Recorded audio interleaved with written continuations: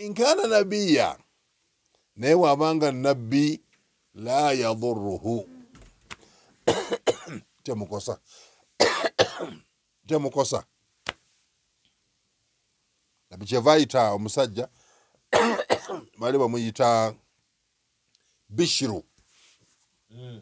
نيوى بايتا بشرو نام ويشفي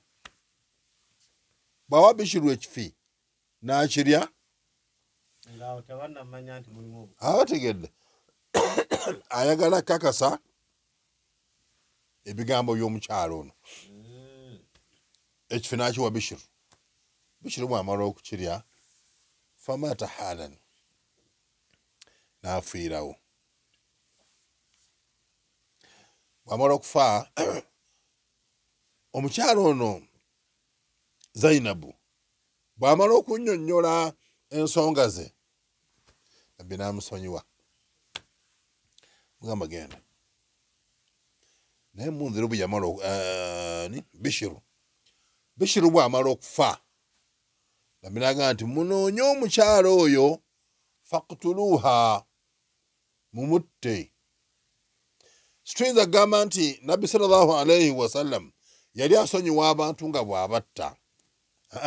wabula yali amutta kiswaswan kwesasuza kubanga enkola ya Allah egamba nti annafsu binnafsi botta omuntu you kill a person you are also killed kasanotta omuntu naye bakutta era omukyala Zainabu yattibwa ngattibwa lwa Bishiru singa teyafa omukyalo oyo nabbi yali amusonyiye naye newankubadde nga nabbi yasigala teyafa olw'obukuumi obw'amaanyi naye obutwa obwo bwasigala bumukosa teyamira kifi naye era bw'oteeka ekintu mu kamwa oba n'obulusulusu obukkirira obutwa obwo busigala bwasigala nga bumulondoola era abantu bagamba abawandiisi abamu nti okufa kwa nabbi Muhammad sallallahu alaihi wasallam obulwadde obwo obwamutta bwali bulina akalandira n'obutwa bwe yalya e Khaybar nolwekyo Khaybari yadde nga mwalimu ebirungi naye mwalimu ekizibu ekyo nyina kijagala mmalirize nakyo nakisomye nekinkwatako nnyo waliwo omusajja oyo bamutta yali ali awo bali awo ne nabbi sallallahu alaihi wasallam nga bagenda okuyingira Wadul Qura babaaniriza n'obusaale babakuba obusaale bwe babakuba obusaale omusajja omu gwe bayita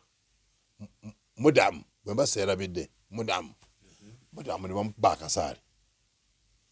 n'afa omusajja oyo bw'afa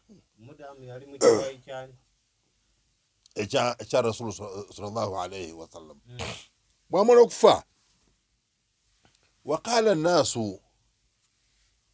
faaza arrajulu ne bagamba ono omusajja mashallah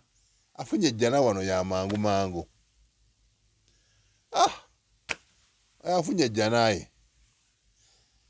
bw'abaga nti afunye ejjanaye nabbi n'agamba nti kalla nedda talina ejjana gy'afunye olw'ensonga nti abadde n'olugoye nga lwali mu minyago tebaalumuwa abadde n'olugoye lwali lwa mu minyago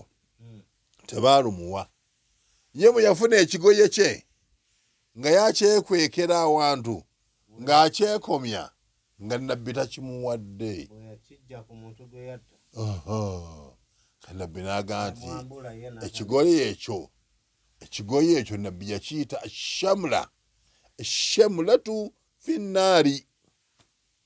ekigoye ekyo kyeyakweka ekyo nga kyali minal ghanaim bannabbi yagamba eshamulatu minal ghanaim washamulatu finnaari ekigoye ekyo kibadde mu bintu biri mu minyago era ekigoye ekyo kigenda muyingiza omuliro. Abantu bagamba ya Allah, musajja abadde mu kkubo lyo naye olw'okuba yatwala ekitaali kike kye batannamuwa muliro.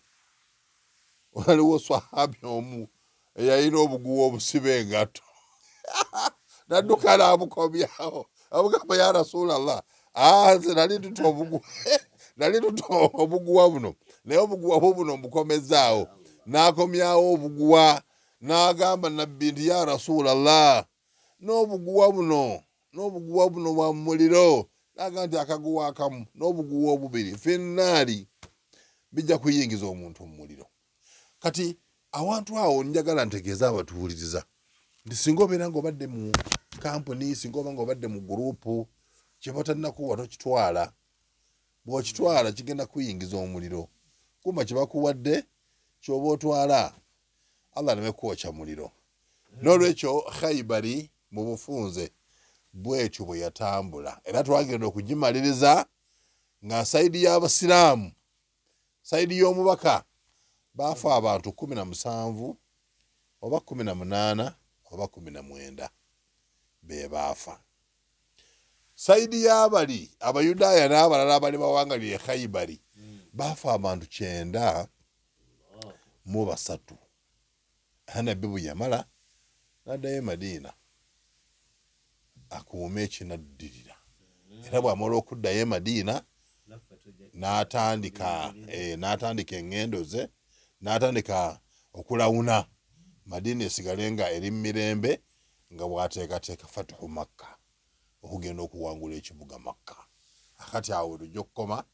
abantu batuliirire awo tugenda okutandikira. Wabillahi tawfiq.